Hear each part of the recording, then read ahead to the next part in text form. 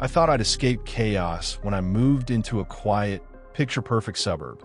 But that illusion shattered the morning two strangers showed up in fake uniforms, pounding on my door and demanding to inspect my garage. Their badges were plastic, their tone was power drunk, and what they didn't know, they just tried to arrest an FBI agent. When I first moved into the neighborhood, I thought I'd finally found peace. Tree-lined streets, trimmed lawns, and mailboxes that looked freshly painted. It was the kind of suburb that made you forget the world could be cruel. Every morning, joggers waved, sprinklers hissed, and the smell of roasted coffee drifted through open windows. It felt normal, maybe too normal. Across the street lived Karen, the self-appointed guardian of perfection. Clipboard in hand, always judging whose trash bins were out too early or whose grass dared to grow uneven. I laughed it off at first, thinking she was harmless. Every block has a Karen, right? Still, something about her smile felt off, too practiced, too watchful. She'd study me whenever I parked, eyes sharp and calculating. I'd face cartel leaders and bank robbers without flinching, but her stare, it crawled under my skin. I told myself it was nothing, just a nosy neighbor. But I didn't realize then, Karen wasn't just watching the block. She was building her kingdom. And soon, she'd try to rule me. It started on a Saturday morning. I woke to pounding so hard my windows rattled. Half asleep, I stumbled to the door, thinking maybe someone was hurt. Through the peephole, I saw two figures in matching navy shirts with the letters HOA Police printed across the chest. Their badges gleamed, but from where I stood, they looked cheap like toys. "Open up," one barked. "We have to inspect your property for violations." My pulse jumped. "Violations?" I muttered. "What are you talking about?" The taller one, a man with a square jaw and mirrored sunglasses, straightened his shoulders. "Sir, step aside. We've had reports of strange activity in your garage." Behind them, leaning against a white SUV, was Karen, smirking like she'd already won. I cracked the door. "You're trespassing. You want to see my garage? You bring a real warrant." The woman beside him folded her arms. "We are real officers. HOA authority." I almost laughed. Their badges had no seal, no ID number. "I'm an FBI agent," I said quietly. "Show me valid paperwork, or get off my porch." The tall man didn't blink. Even FBI has to follow community rules. Karen chimed in sweetly. "See? Nobody's above the HOA." My stomach tightened.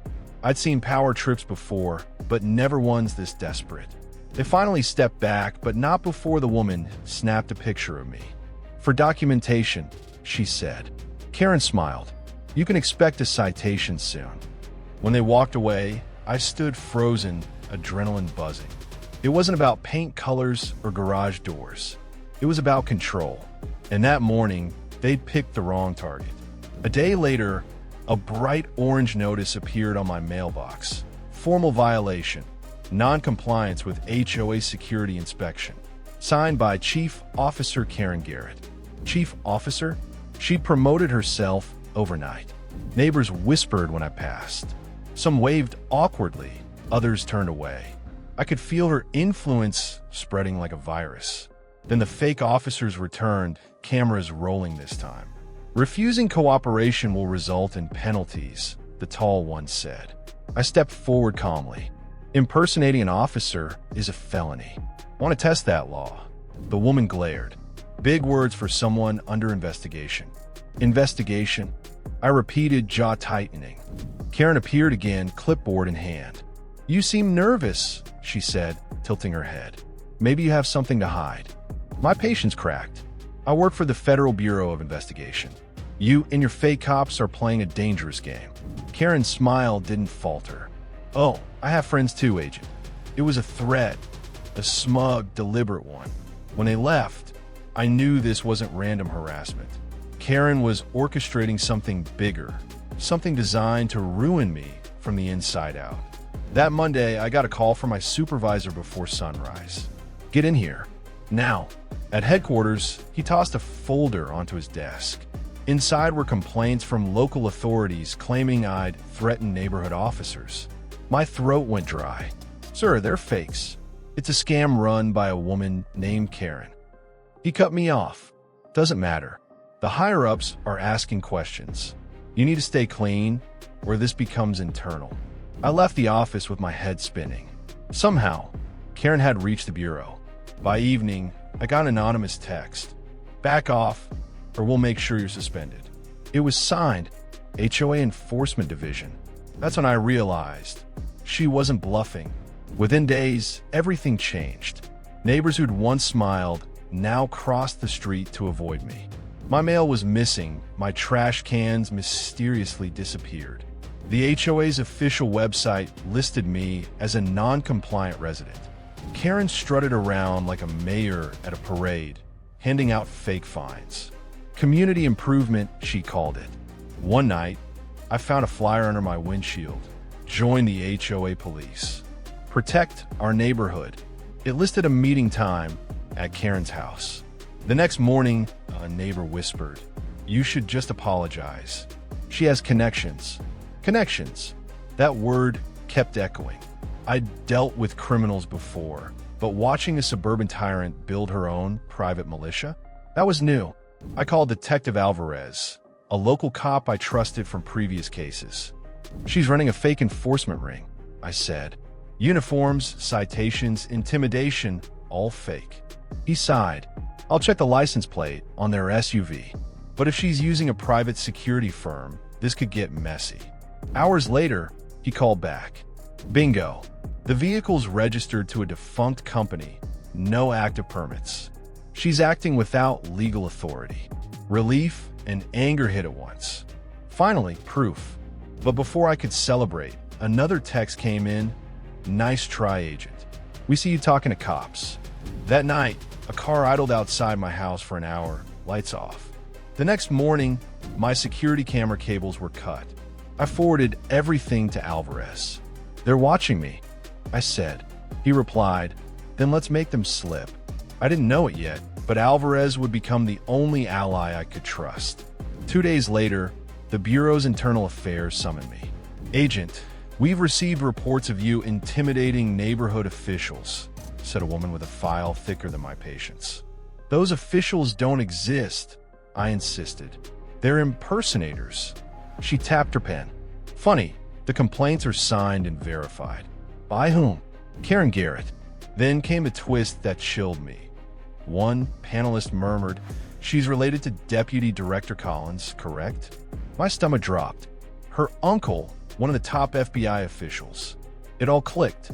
That's how she was silencing the real HOA, hijacking communications, and pushing her agenda.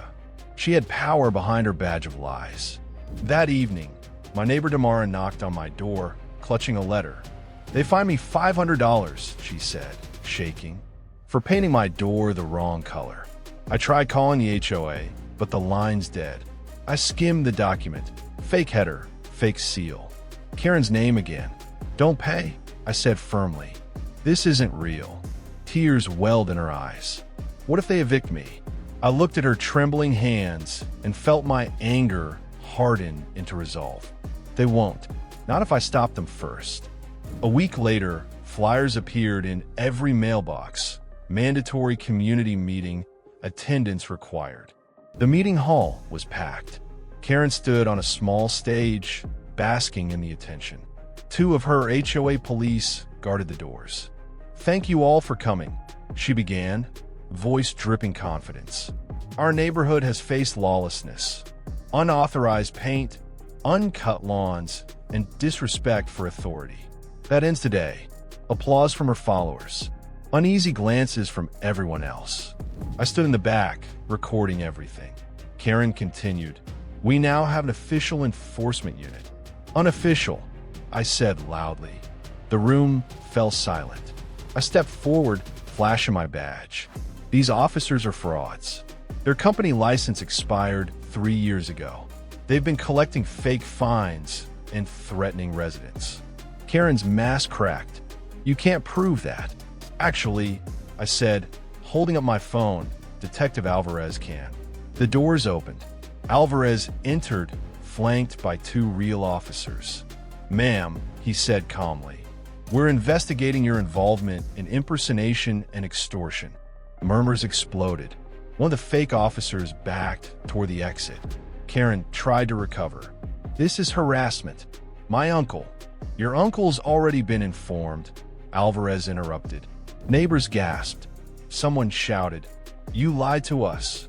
Karen's face drained of color. Her empire was collapsing in front of everyone. Alvarez stepped forward. "Karen Garrett, you're under arrest for impersonation, fraud, and intimidation." She screamed, "You'll regret this. I have power." But her officers were already slipping out the back door. The crowd's anger grew, people realizing they'd been conned into paying fake fines. As Alvarez cuffed her, she hissed at me, "You think you've won? You're just another pawn." "Maybe, but at least I was a pawn with a badge that wasn't printed at Kinko's." The next day, local news ran the story. Suburban woman arrested for running fake HOA Police. Her uncle quietly resigned a week. The Bureau cleared my name. Weeks passed before things felt normal again. Kids rode bikes down the street. Lawns grew imperfectly green. Tamara smiled again. My boss called me in, shaking his head. "You were right. She fooled half the city." I nodded. Entitlement can be louder than reason, until someone finally says no. Karen's fake police unit was dismantled. The security firm faced federal charges. And me? I finally slept without wondering who was watching from across the street. Sometimes justice doesn't roar. It hums quietly in the background, steady and certain. And in that quiet suburb, justice finally found its way home.